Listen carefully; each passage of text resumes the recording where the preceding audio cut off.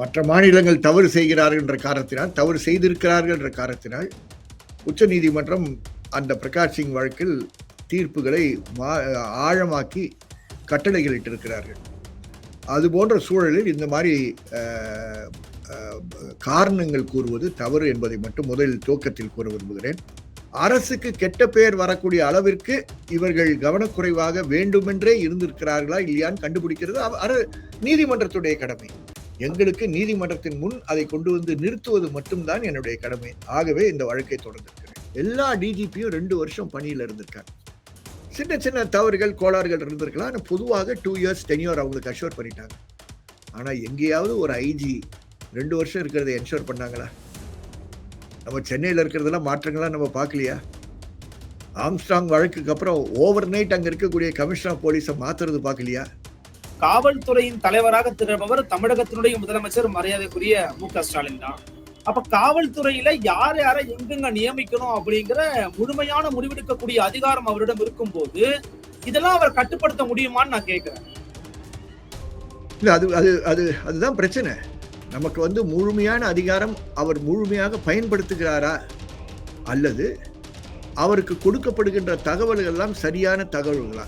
சட்டசபையிலேயே மாண்புமிகு முதலமைச்சருக்கு தவறான தகவல்கள் சில ஆண்டுகளுக்கு முன்பு ஏடிஜிபி இன்டெலிஜென்ஸில் இருந்து அவருக்கு சென்றது என்பது நம் அனைவருக்கும் தெரியும். செக்ரட்டேரியட் காலனி போலீஸ் ஸ்டேஷன்ல காவலில் கொலை செய்யப்பட்ட விக்னேஷ் வழக்கில் 77 காயங்கள் 77 காயங்கள். காவல் நிலையத்தில் இருக்கக்கூடிய அவங்க குடும்பத்தை சார்ந்தவர்களுக்கு மோகன்தாஸ் என்ற ஒரு இன்ஸ்பெக்டர் அனுப்பப்பட்டு 1 லட்சம் ரூபா கொடுக்கப்பட்டது 2 கட்டாக. அந்த காசு இன்னும் இருக்கு. சட்டசபையில அவர் மறுக்கிறார். அந்த மாண்புமிகு முதலமைச்சருக்கு வைக்கக்கூடிய தகவல்களை யார் தவறாக கொடுக்கிறார்கள்? எக்ஸிகியூட்டிவ்ஸ் தவறாக கொடுக்கிறார், போலீஸ் இன்டெலிஜென்ஸ் தவறாக கொடுக்குது. அப்ப தவறாக தொடர்ந்து ஒருவர் கொடுக்கிறார் என்றால் யார் அதை பொறுப்புக்கு கொண்டு வரணும்? சீஃப் மினிஸ்டர் தான் செய்யணும். நான் வந்து தமிழ்நாட்டில் இருக்கக்கூடிய உதாரணத்தை வைத்துதான் உச்ச நீதிமன்றத்துக்கு போனேன் தவிர, யூபியில தவறாக நடக்குது, ஜார்க்கண்ட்ல தவறாக நடக்குது, சத்தீஸ்கர்ல தவறாக நடந்தது என்றெல்லாம் ஏற்றுக்கொண்டு உச்ச நீதிமன்றம் 2019 இந்த கட்டளையை குறிப்பிடுகிறார்கள்.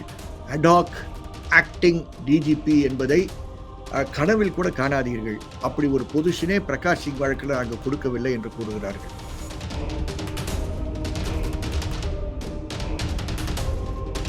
அன்னை பர்னிச்சர்ஸ், அன்னை திருமண சீர்வரிசை பொருட்கள், டிவி, ஃபிரிட்ஜ், வாஷிங் மெஷின் உள்ளிட்ட 200க்கும் மேற்பட்ட பொருட்கள் அடங்கிய திருமண சீர்வரிசை ரூபாய் 99,000 மட்டுமே. தமிழகம் முழுவதும் இலவச டோர் டெலிவரி. தொடர்புக்கு 7550014440 9345044044. நிம்மதி property management. Contact 7667008800. Fourth estate Tamil நேயர்களுக்கு அருள்மொழிவர்மனின் அன்பார்ந்த வணக்கங்கள். இது உங்கள் ஃபோர்த் எஸ்டேட் தமிழ் வழங்கும் பெருது நிகழ்ச்சி. இன்றைக்கு நம்ம இணையத்தின் வாயிலாக இணைந்திருக்கிறார் மக்கள் கண்காணிப்பகத்திலிருந்து மரியாதைக்குரிய வழக்கறிஞர் திரு என் டி திபேன் அவர்கள். வணக்கம் சார். வணக்கம் அருள் சார். இப்போ அண்மையில கேள்விப்பட்டிருப்பீங்க, பொறுப்பு டிஜிபியாக தமிழக அரசு வந்து வெங்கட்ராமன் அப்படிங்கிறவரை நியமிச்சிருக்கிறாங்க. இதை எதிர்த்து மக்கள் கண்காணிப்பகத்தின் சார்பாக நீங்க வந்து பாத்தீங்கன்னா ஒரு வழக்கையும் தொடர்ந்திருக்கிறதா கேள்விப்பட முடிகிறது. இதனுடைய பின்னணி என்ன? பொறுப்பு டிஜிபி அப்படிங்கிறது சட்ட விரோதமானதெல்லாம் ஒண்ணும் கிடையாது. ஏற்கனவே சில மாநிலங்களை பின்பற்றிக்கிட்டு இருக்கக்கூடிய ஒரு நடைமுறை தான். இதை ஏன் எதிர்க்கணும்னு கேட்கிறாங்களே, உங்களுடைய பதில் என்ன? இதை பத்தி விளக்கம் என்ன சார்? வெவ்வேறு மாநிலங்கள் வெவ்வேறு விஷயங்கள் செய்கிறார்கள். சனாதன கருத்துக்கள்லாம் பரப்புறாங்க, சனாதன ஆட்சிகள்லாம் நடத்துகிறார்கள். தமிழகத்தில் அதை எதிர்க்கிறாங்கன்றது நாங்கள் கேள்விப்படுறோம். அதனால மற்ற மாநிலங்கள் நடக்கிறதெல்லாம் ஒரு முன்மாதிரியாக வைத்துக்கொண்டு திமுக ஆட்சியில் இருக்கக்கூடிய அதிகாரிகள் யாராவது பேசினார்கள் என்றால் அவர்களுக்கு கொச்சையாக இந்த பதில் தான் சொல்லியாக வேண்டும். வேற வழி இல்லை.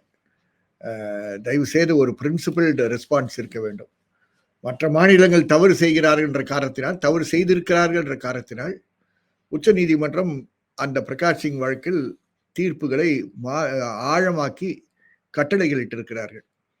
அது போன்ற சூழலில் இந்த மாதிரி காரணங்கள் கூறுவது தவறு என்பதை மட்டும் முதலில் துவக்கத்தில் கூற விரும்புகிறேன்.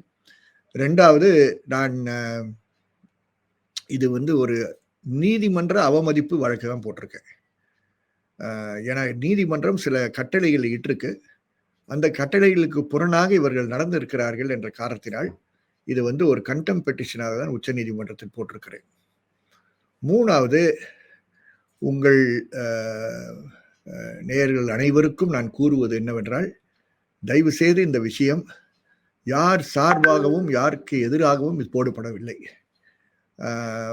பட்டியலில் இருக்கக்கூடிய IPS officers, DGP rank IPS officers யாருக்கும் எதிராக போடப்பட்ட வழக்கு கிடையாது. அல்லது இப்பொழுது நியமனமாக இருக்கக்கூடிய டிஜிபி இன்சார்ஜ் என்று நியமனமாக இருக்கக்கூடிய அந்த மதிப்புக்குரிய நபருக்கு எதிராகவும் இது போடப்படவில்லை. இது அது மாதிரி கன்சீவ் பண்ணிட வேண்டாம். ஏன்னா அதிகாரிகளுக்கு எல்லாருக்கும் கண்ணு மூக்கு காது வைத்து பழக்கப்பட்டவர்கள்.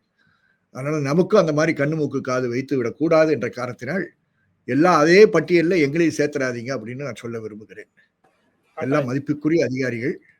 அவர்களுடைய மாண்பு பாதுகாக்கப்பட வேண்டும். அவர்களுடைய ஒவ்வொருவருடைய மரியாதையும் பாதுகாக்கப்பட வேண்டும்.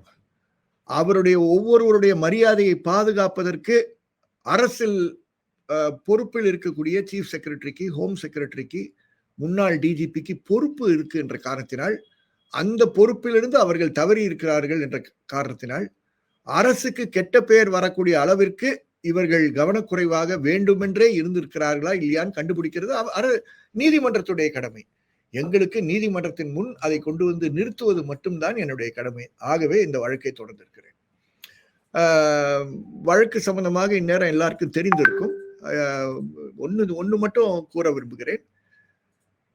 இந்த பிரகாஷ் சிங் வழக்குன்றது வந்து ஒரு ரொம்ப போற்றுதலுக்குரிய ஒரு வழக்கு. ஒரு ஓய்வு பெற்ற டிஜிபியே காவல்துறையில் மாற்றங்கள் வர வேண்டும் என்ற காரணத்திற்காக உச்ச நீதிமன்றத்தில் பல ஆண்டுகளாக வழக்கை தானாக நடத்தி பெற்ற தீர்ப்பு தான் பிரகாஷ் சிங் கேஸ் வழக்கு தீர்ப்பு. அதுல 7 டைரக்டிவ்ஸ் இருக்கு. அதுல இருக்கக்கூடிய ஒரு டைரக்டிவ் சம்பந்தமாக தான் இன்று நாம் பேசிக் கொண்டிருக்கிறோம்.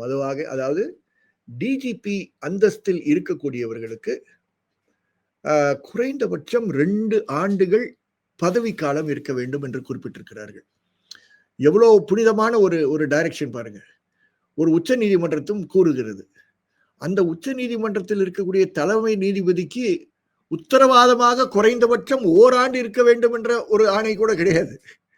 அவங்களுக்கு டென்யூர் கிடையாது. உயர் நீதிமன்றத்தில் தலைமை நீதிபதியாக இருக்கக்கூடியவர்களுக்கு ஒரு காலகட்ட ஒரு பீரியட் இருக்கணும்னு கூட கிடையாது.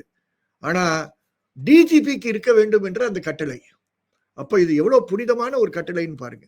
காரணம், ஒரு மாநிலத்தினுடைய சட்டம் ஒழுங்கை பாதுகாக்க வேண்டும் என்றால் அதை திட்டமிடுவதற்கு அவருக்கு அந்த லீடர்ஷிப்புக்கு காலம் இருக்க வேண்டும். அவர் திட்டமிட்டதை, அது ஆணாக இருந்தாலும் சரி பெண்ணாக இருந்தாலும் சரி, திட்டமிட்டதை அமலாக்கம் செய்வதற்கு நேரம் போதணும். முடியும் போது ஒரு சாட்டிஸ்பாக்சனோட வெளியே வர்றதா இருக்கணும். அதுக்காக அவங்களுக்கு டென்யூர் கொடுக்குறாங்க. 2 வருஷம் கம்பல்சரி டென்யூர். ஆனா அந்த தீர்ப்புல அது மட்டும் சொல்லல அருள். அதான் முக்கியம். அந்த தீர்ப்புல என்ன சொல்றாங்கன்னா, ஸ்டேஷன் ஹவுஸ், இன்னொரு டைரக்டிவ்ல ஸ்டேஷன் ஹவுஸ் ஆபீசர்ஸ் போன்ற எஸ்பிஸ் போன்ற ஐஜிஸ் போன்ற ஆபரேஷனல் டியூட்டிக்கு பொறுப்பாக இருக்கக்கூடிய அதிகாரிகள் இருக்காங்க பாருங்க. அவர்களுக்கும் இதே மாதிரி 2 வருஷம் குறைந்தபட்சம் டென்யூர் இருக்கணும்ன்றாங்க. அப்போ எங்க ஊர்ல வந்து நான் இருக்கக்கூடிய பகுதிகளில் தல்லாகுளம் போலீஸ் ஸ்டேஷன்ல இருக்கக்கூடிய இன்ஸ்பெக்டருக்கு குறைந்தபட்சம் 2 ஆண்டு பொசிஷன் இருக்கணும். அவங்கள வந்து யார் விரும்பினாலும் மாற்றி விடலாம். எங்க ஊர்ல 2 மந்திரி இருக்காங்க. இந்த 2 மந்திரியில யாரோ ஒரு மந்திரியை போய் பிடித்தால் தல்லாகுளத்திலிருந்து அவரை தள்ளி விடலாம் என்று யாரோ நினைத்தால் அது முடியாது. நேர்மையாக பணி செய்ய வேண்டும் என்றால், திருப்திகரமாக பணி செய்ய வேண்டும் என்றால், அவர்கள் ஆற்றி இருக்கக்கூடிய பணிக்கு அவர்கள் ரிசல்ட்ஸ் பார்க்க வேண்டும் என்றால் அவர்களுக்கு குறைந்தபட்சம் 2 ஆண்டுகள் பணி டென்யூர் கொடுக்க வேண்டும் என்று கூறியிருக்கிறார். ஆகவே இந்த தீர்ப்பு ரொம்ப அருமையான தீர்ப்பு. வெறும் டிஜிபிக்கு மட்டும் இது கொடுத்தார்கள் என்று நினைக்க வேண்டாம். அன்பார்ச்சுனேட்லி என்னன்னா, உயர் காவல்துறை அதிகாரி, காவல்துறைக்கே தலைவராக இருக்கக்கூடியவர் டிஜிபியாக இருக்கக்கூடிய காரணத்தினால் அவர்கள் என்ன பண்ணிடுறாங்க, இந்த தீர்ப்புல இதை மட்டும் கரெக்டா ஃபாலோ பண்றாங்க. அன்பார்ச்சுனேட்லி அவங்க வந்து இந்த தீர்ப்புல உயர்ந்த காவல்துறை அதிகாரி சார்ந்து இருக்கக்கூடிய டைரக்ஷன் இருக்கு பாருங்க, டிஜிபி சார்ந்து, அதை மட்டும் ஒழுங்காக கடைபிடித்திருக்காங்க. இப்ப இந்த தீர்ப்புக்கு அப்புறம் பாத்தீங்கன்னா எல்லா டிஜிபியும் 2 வருஷம் பணியில இருந்திருக்காங்க. சின்ன சின்ன தவறுகள் கோளாறுகள் இருந்திருக்கலாம். ஆனா பொதுவாக 2 இயர்ஸ் டென்யூர் அவங்களுக்கு அஷ்யூர் பண்ணிட்டாங்க. ஆனா எங்கேயாவது ஒரு ஐஜி 2 வருஷம் இருக்கிறத என்ஷூர் பண்ணாங்களா? நம்ம சென்னையில இருக்கிறதெல்லாம் மாற்றங்களா நம்ம பார்க்கலையா? ஆம்ஸ்ட்ராங் வழக்குக்கு அப்புறம் ஓவர் நைட் அங்க இருக்கக்கூடிய கமிஷனர் ஆஃப் போலீஸை மாத்துறது பார்க்கலையா? ஓவர் நைட் அங்க இருக்கக்கூடிய அடிஷனல் கமிஷனர் ஆஃப் போலீஸ் 2 பேரையும் உடனடியாக மாற்றதை நம்ம பார்க்கலையா? இது ஒரு உதாரணத்துக்காக சொல்றேன். அது ஜஸ்ட் ஒரு எக்ஸாம்பிள். இது மாதிரி நிறைய எக்ஸாம்பிள் தமிழ்நாட்டில் இருக்கு. நிறைய எஸ்பிஸை வந்து அவங்க விழுப்புரத்துக்கு ஏற்றாற்போல் மாத்துகிறார்கள். ஒரு சம்பவம் நடந்த உடனே ஒரு எஸ்பியை நீங்க உடனே அங்கிருந்து மாத்துனீங்கன்னா அது வந்து அவப்பேர் கொடுக்கக்கூடிய விஷயம். அதை தொடர்ந்து இருக்கு சார். ஒரே ஒரு கொஸ்டின் என்னன்னா, காவல்துறையின் தலைவராக திகழ்பவர் தமிழகத்தினுடைய முதலமைச்சர் மரியாதைக்குரிய மு.க. ஸ்டாலின் தான். அப்ப காவல்துறையில யார் யாரை எங்கெங்க நியமிக்கணும் அப்படிங்கிற முழுமையான முடிவெடுக்கக்கூடிய அதிகாரம் அவரிடம் இருக்கும் போது இதெல்லாம் அவர் கட்டுப்படுத்த முடியுமான்னு நான் கேட்கிறேன். இல்ல, அதுதான் பிரச்சனை. நமக்கு வந்து முழுமையான அதிகாரம் அவர் முழுமையாக பயன்படுத்துகிறாரா, அல்லது அவருக்கு கொடுக்கப்படுகின்ற தகவல்கள் எல்லாம் சரியான தகவல்களா? நான் வந்து பல உதாரணங்கள் கூறலாம்.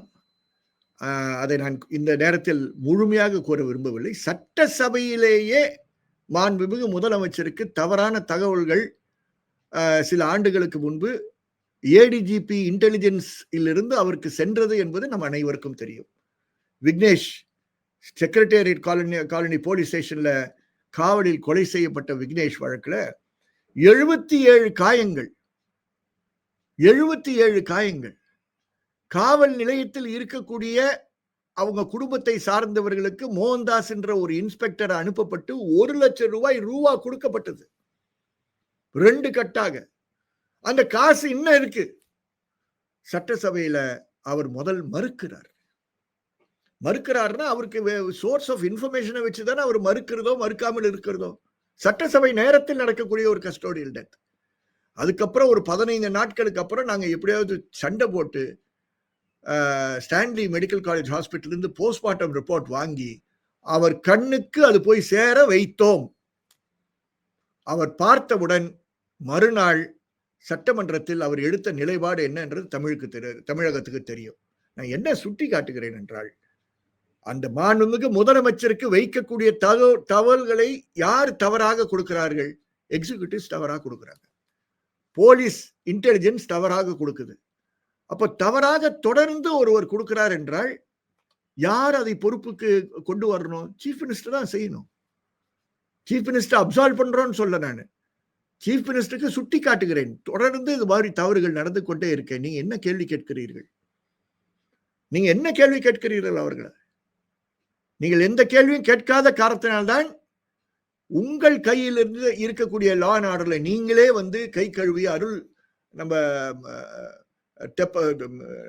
மதுரை அஜித்குமார் வழக்கை நீங்கள் சிபிஐயிடம் ஒப்படைக்கக்கூடிய ஒரு நிர்பந்தத்திற்கு தள்ளப்படுகிறீர்கள் என்று கூற விரும்புகிறேன். அப்போ கூட நாங்க ஆர்கியூ பண்ணது, நானே நீதிமன்றத்தில் சொன்னது, யாரும் நம்ப மாட்டீங்க. ஏன் இந்த வழக்கை சிபிஐக்கு அனுப்புகிறீர்கள்? நேர்மையான ஐபிஎஸ் அதிகாரிகள், அதற்கு கீழே இருக்கக்கூடிய அதிகாரிகள், இன்வெஸ்டிகேட் பண்ணக்கூடிய நல்ல அதிகாரிகள், நேர்மையான அதிகாரிகள் தமிழகத்தில் உண்டு. தயவு செய்து அவர்களிடம் ஒப்படையுங்கள் தான் நான் கேட்டேன். நீங்க தான் ரொம்ப தாராளமா சிபிஐ கொடுத்தீங்க. அந்த சிபிஐ இன்று சார்ஜ் ஷீட்டை ஃபைல் பண்ணிட்டு அந்த சார்ஜ் ஷீட் இன்னும் கோர்ட்ல இல்லை, மறுபடியும் திருப்பி பெற்றுக் கொண்டார்கள். ஏன்னா நீதிமன்றத்தை ஏமாற்றுவதற்காக செய்கின்ற நடவடிக்கைகள். அதுல ஒரு டிராமா, ஒரு சீன் ஓவர், அடுத்த சீன் என்ன வந்து பாத்துக்கலாம். ஒரு ஜட்ஜு போயிட்டாருல, அடுத்த ஜட்ஜு வந்து தானே விரட்ட போறாங்க, பாத்துக்கலான்னு சொல்லி எடுத்துட்டாங்க. நான் என்ன சொல்ல வருகிறேன் என்றால், இது சிஎம் உடைய ஃபெயிலியர் அப்படின்னா எக்ஸிகியூட்டிவ்ஸ் அவருக்கு இன்ஃபர்மேஷன் கொடுக்கக்கூடியது தவறாக கொடுக்கிறார்கள். அதனாலதான் உச்ச நீதிமன்ற தீர்ப்பு முரணாக இருக்கின்ற காரணத்தினால இந்த கண்டெம்ட் பெட்டிஷனை நாங்க மூவ் பண்ண வேண்டிய அவசியத்துக்கு தள்ளப்படுகிறோம். இப்ப என்னன்னா, இப்ப ஏற்கனவே உத்தரப்பிரதேசம் போன்ற மாநிலங்கள்ல பொறுப்பு டிஜிபியை நியமிச்சிருக்கிறாங்க. அது மட்டும் இல்லாம யூபி ஸ்பெஷல் லாவே மேக் பண்ணிருக்கிறாங்க டு அப்பாயிண்ட் ஆஃப் டிஜிபிஸ்னு ஒரு கருத்து இருக்கிறது. யூபியில இருக்கிற சட்டத்தை யாரும் எதையுமே கொஸ்டின் பண்ணாத போது தமிழ்நாட்டுல அதை நியமிச்சிட்டாங்க அப்படின்ற உடனே அதை நீதிமன்ற அவமதிப்புக்கு உள்ளாக்குவது அப்படிங்கிறது சரியா, அல்லது ஊபியில இப்ப இருக்க ஸ்டேட்டஸ் என்ன சார்? அதை பத்தி கொஞ்சம் விளக்கம் கொடுங்க. நான் மறுபடியும் என்னுடைய வழக்கு சம்பந்தமா பேச விரும்புறேன்.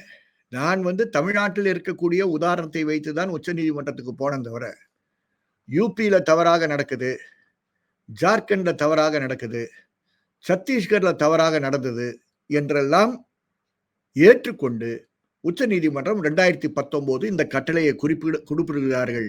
அடாக் ஆக்டிங் டிஜிபி என்பதை கனவில் கூட காணாதீர்கள். அப்படி ஒரு பொசிஷனே பிரகாஷ் சிங் வழக்கில் நாங்கள் கொடுக்கவில்லை என்று கூறுகிறார்கள்.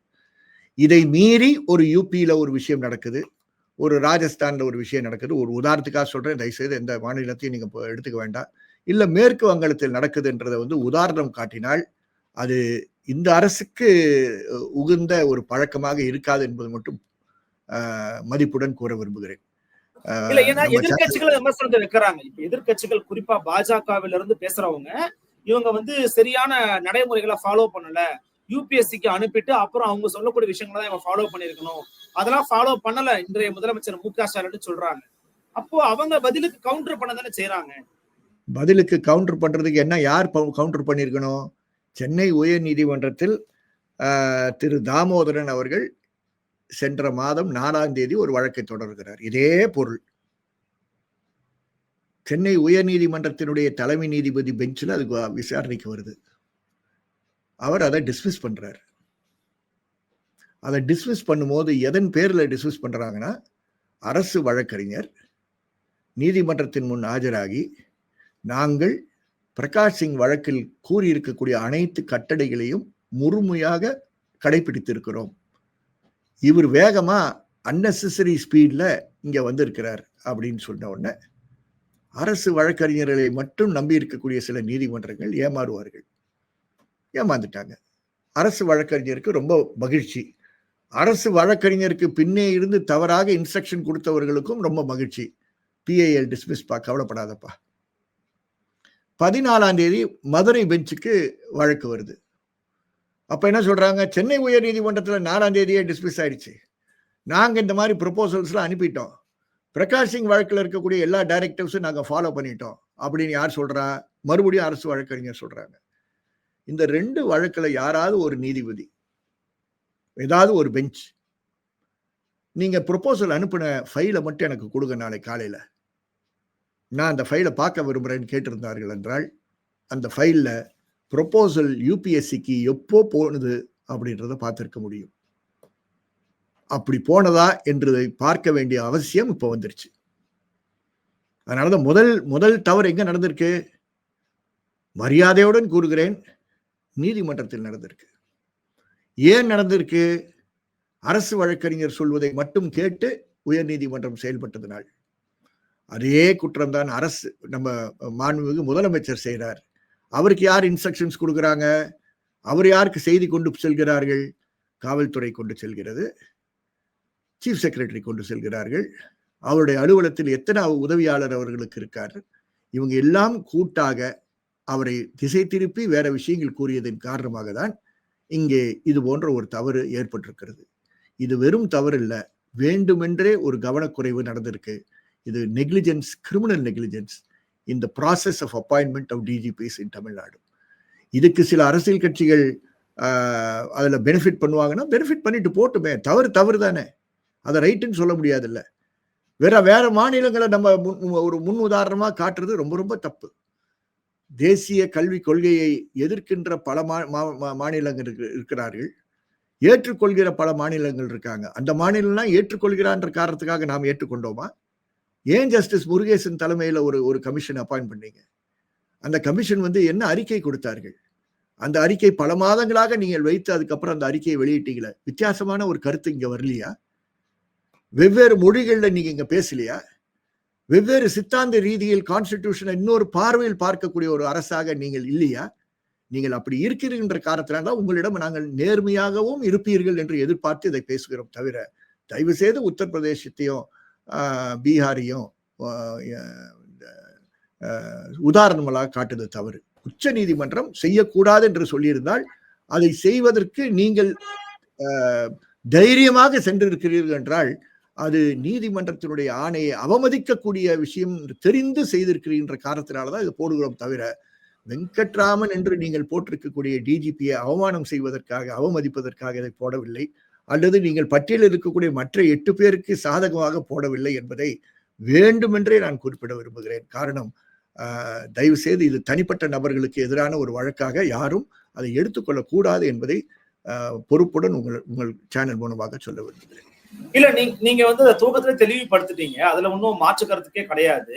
ஆனா என்னுடைய கேள்வி என்னன்னா, நீங்க மீண்டும் மீண்டும் வந்து சொல்லும் போது இது வந்து தப்பா முதலமைச்சர்கிட்ட வந்து கொண்டு போயிருக்கிறாங்க, தப்பா அவர்கிட்ட இன்ஃபர்மேஷன்ஸ் கொடுக்குறாங்கன்னு சொல்றீங்க.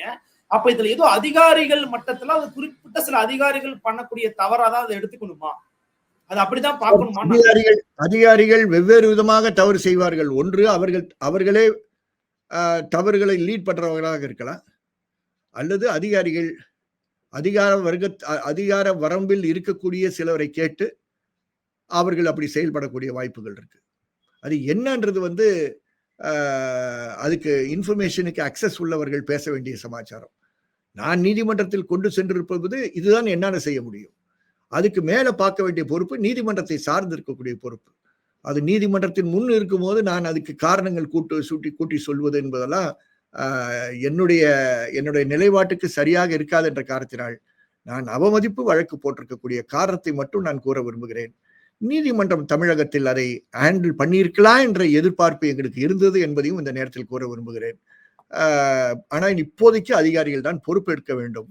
மாண்புமிகு முதலமைச்சர் இதற்குள் வந்து இது அரசுக்கு எதிரான ஒரு விஷயமாக இருக்கு என்று பார்க்காமல் உண்மை என்னவென்பதை எடுத்து கூறினார் என்றால் அதுதான் அவருக்கு, அவருடைய ஸ்டேட்டஸுக்கு நல்லதாக இருக்கும் என்று இந்த நேரத்தில் உங்கள் சேனல் மூலமாக சொல்ல விரும்புகிறேன். தவறுனா தவறுதான், அதுல 2 விதமான தவறுகளாக அது இருக்க முடியாது. அதனால இதை தெளிவாக புரிஞ்சுக்கிறேன். நிறைவா ஒரு கேள்வி என்னன்னா, அவங்க தரப்புல இருந்து, அதாவது ஆளுங்கட்சி தரப்புல இருந்து சொல்லுகிற போது சட்டத்திற்கு புறம்பாக, விதிகளுக்கு புறம்பாக எதையுமே அந்த அரசாங்கம் செய்யல, அதை நாங்க வந்து வாதிடுவோம், அதை நாங்க ஃபைட் பண்ணுவோம் அப்படிங்கிறாங்க. அவங்கள்ட்ட கேட்கும்போது அதுதான் பதில் சொல்றாங்க. எப்படி பாக்குறீங்க அவங்களுடைய கருத்து? அப்படித்தானே அவங்க சொல்லி ஆகணும், வேற என்ன சொல்லுவாங்க? அவங்க அப்படித்தானே சொல்லுவாங்க. நான் அதை தான் சொல்றேன். அவங்கள தாண்டி சீஃப் மினிஸ்டர் வந்து ஒரு ஒரு ஒரு ஒரு ஒரு என்ன சொல்றது, ஒரு லீடர் என்ற முறையில் அவர் பேச வேண்டிய நேரம் வந்துருச்சு. தயவு செய்து வெறும் உங்களுடைய சட்ட நிபுணர்கள் கூறுவதை மட்டும் நீங்கள் கேட்காதீர்கள். அதை தாண்டி உச்ச நீதிமன்றம் போடக்கூடாதுன்னு சொல்லியிருக்கா, ஏன் போட்டீங்க? ஏன் ஜூன் மாசத்துக்கு முன்னாடி இந்த பரிந்துரை போகல? இந்த பரிந்துரை ஃபைல் எங்கெங்கெல்லாம் போச்சு? இந்த பரிந்துரை ஃபைல் எங்கெங்கெல்லாம் தேங்கி இருந்தது? இந்த தேக்கத்திற்கு யாரெல்லாம் தலையீடு செய்தார்கள்? நேரடியாக தலையீடு செய்தது, மறைமுகமாக செய்ததெல்லாம் யார்? இதெல்லாம் கேட்க வேணாமா? நல்ல ஆட்சியை நீங்கள் கொண்டு வர வேண்டும், தமிழகத்தில் மறுபடியும் 26 கொண்டு வர வேண்டும் என்று பேசுகின்ற ஒரு மாண்புமிகு முதலமைச்சர், அவர் சார்ந்து இருக்கக்கூடிய அந்த கட்சியை சார்ந்தவர்கள், அவர்களுக்காகவும் சேர்ந்துதான் நான் பேசுகிறேன் என்று கட்சியில் மேல் பாசம் உள்ளவர்களும் நம்புவார்கள் என்று நான் கருதுகிறேன். ஆகவே இது ஏதோ யாருக்கோ எதிராக ஒரு நடவடிக்கை கிடையாது. நல்ல ஆட்சி இருக்க வேண்டும் என்ற காரணத்திற்காக தொடரப்படுகின்ற ஒரு முயற்சி. அந்த பார்வையில் மட்டும் பாருங்கள். ஆனால் இதுக்குள்ளே சென்றீர்கள் என்றால் இந்த நல்ல ஆட்சிக்கு எதிராக செயல்படுகின்ற சக்திகள் யார் இருக்கிறார்கள் என்பது அம்பலமாகக்கூடிய ஒரு நிலை ஏற்படும். மாண்புமிகு முதலமைச்சருக்கு மரியாதையுடன் நான் கூற விரும்புகிறேன், நீங்கள் தேர்தல் அன்று 2021 தேர்தல் அன்று காலையில் முதல் பக்கத்தில் உங்களுடைய அட்வர்டைஸ்மெண்ட் வந்தது. அதையெல்லாம் பார்த்து மறந்தவர்கள் பலர் இருப்பாங்க. அதை பார்த்து மறக்காமல் இருப்பவர்கள் நான் என்று இந்த நேரத்தில் கூற விரும்புகிறோம். ஆகவே நேர்மையான ஒரு ஆட்சி கொண்டு செல்கிறேன் என்று சொல்லுகின்ற ஒருவருக்கு, என் குடும்பத்தை சார்ந்தவர்கள் யாரும் என்னுடைய ஆட்சியில் எந்த விதத்திலும் நேரடியாகவோ மறைமுகமாக தலையிட நான் எந்த வாய்ப்பும் அளிக்க மாட்டேன் என்று சொன்ன முதல்வருக்கு இந்த விஷயத்தில் நீங்கள் அதே அளவுகோலை வைத்து இதை பாருங்கள் என்று மிக பொறுப்புடன் கூற விரும்புகிறேன். நிச்சயமா பொறுத்திருந்து பார்க்கலாம் தமிழக அரசு இதற்கு என்ன பதில் கூறுகிறார்கள் என்று. எங்களுக்காக ஒரு வருகையும் கருத்துக்களையும் நினைத்து வயலாவணத்திற்கு மிக்க நன்றி. நன்றி, சந்திக்கலாம். நன்றி, வணக்கம்.